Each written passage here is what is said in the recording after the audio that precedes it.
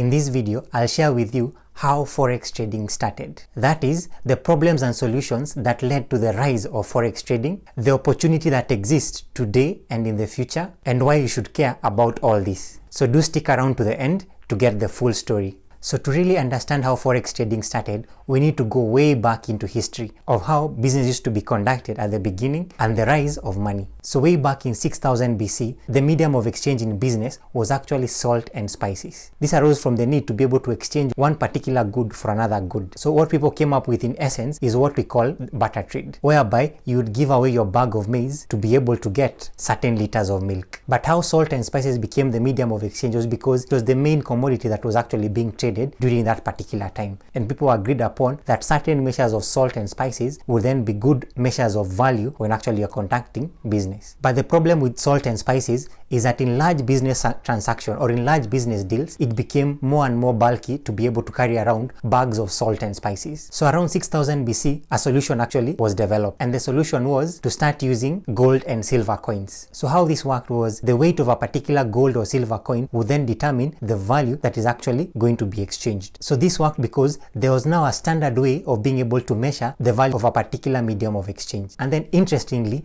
during this particular period, the Roman Empire started centralizing the minting of coins, that is gold, silver, and even copper coins, similar to what we have with our current central banks, whereby they become the issuers of currency by printing the currency that we use. So gold and silver coins were used for hundreds of years from around 600 BC to around the 1800s. And the problem that was identified during this particular period was that even though gold was better than salt and spices, it was still heavy to be carried around and to be used as a form of exchange in business. And the solution that was introduced was that in 1875, all currencies of the world would then be backed by gold. So you didn't need to use physical gold to be able to transact, but the particular coins or paper currency that you would use would be backed by gold, which would be more portable to carry around and act well as a medium of exchange. And the going rate at that particular time was that 1 ounce of gold was equivalent to about $35. So for every $35 they would actually have to be a reserve of about 1 ounce of gold. And this as well worked for a number of years, but another problem arose.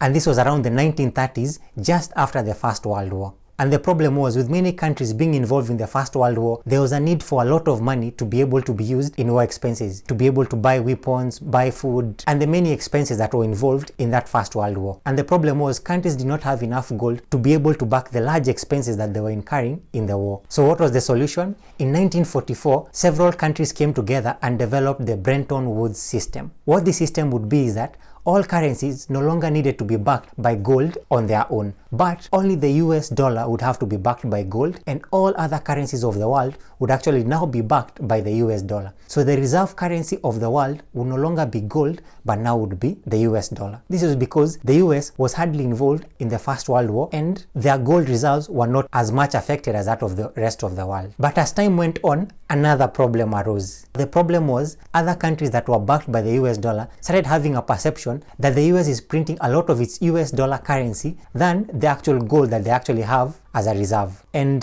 in 1971, the US President, Richard Nixon, decided to take the US dollar from the Bretton Woods system. What that would mean is that the US would no longer be backing its currency using gold. But now the value of their currency would be based on a floating exchange rate in the market. That is, they would leave the value of their currency to be determined by a floating exchange rate system that is affected by the market forces of supply and demand. This caused a stir in the world, and in 1972, countries in Europe decided to take their currency from being backed by the US dollar, which is no longer backed by gold, to now control their own currency. But unfortunately, only 1 year later, in 1973, their attempts to control their own currency actually failed. And just like the US, they decided to let their currency be controlled by market forces of supply and demand. That is, they also adopted a free floating exchange rate system. It was actually around this moment that the building blocks of the Forex market that we know today actually started getting formed. And an opportunity arose for traders to be able to take advantage of currency price movements based on forces of supply and demand. But around this period of 1970s and 1980s, Forex trading was still not mainstream, but it was only a privilege of a certain few organizations and businesses. But with the advent of the internet in 1990, online retail brokers started coming into place around 1996. And this democratized the availability of trading the Forex market to anyone with an internet connection. And fast forward to today, the daily turnover in the Forex market is over $5 trillion a day, making it one of the most liquid markets in the world. So what is the future of currency trading? In my opinion, the future is actually digital currencies, and that is cryptocurrencies. I won't say what particular cryptocurrency I believe will be the future, because that can be a bit difficult to be able to determine. But the reason why I believe digital currencies will actually be the future is the problems that these particular digital currencies are trying to solve. Some of these are money printing. That is, our current central banks, whenever they are facing a challenge or there's an economic crisis, one of the solutions that they resort to is to print more money into the economy. And this leads to devaluing the value of the current money that is in circulation.